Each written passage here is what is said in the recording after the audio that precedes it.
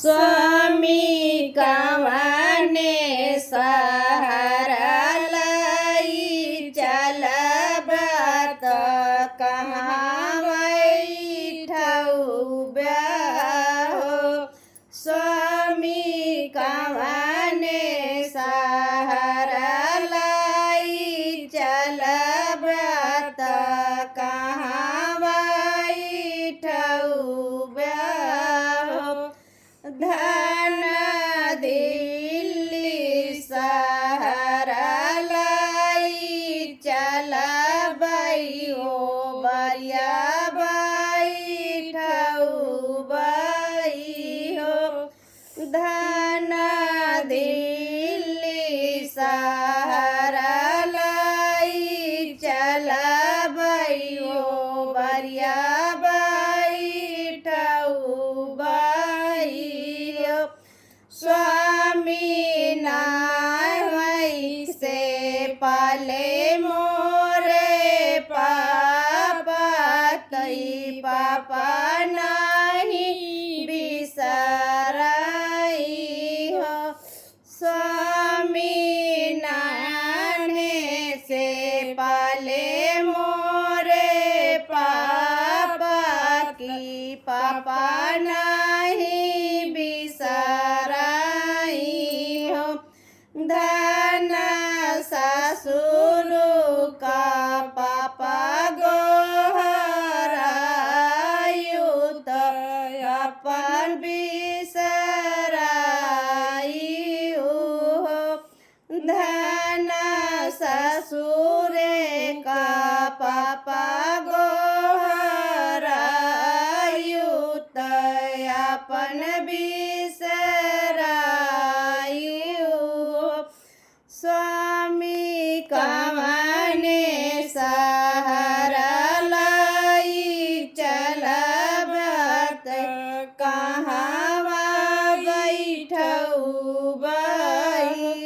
स्वामी नाने के पाली मोरी माया त माया नहीं बिसरई हो। स्वामी नाने से पाली मोरी माया त माया नहीं बिसरई हो। धन सासु कै अम्मा बोलायु तई माया बिसराई हो। धन सासु के अम्मा बोलायु त माया बिसराई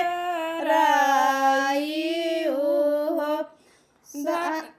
स्वामी कन्हवई से पाले मोर भैया त भैया नहीं बिसरई हो। सन जेठ का भैया बोलायु त अपन बिसराई हो। धन जेठ का भैया बोलायु त अपन बिसराई हो। स्वामी नन्हवई से पाली मोरी भाभी त भाभी नहीं बिसरई हो। स्वामी नाने से पाली मोरी भाभी त भाभी नहीं बिसरई हो। धन जेठनी के भाभी बोलायु त अपन बिसराई हो। धन जेठनी के भाभी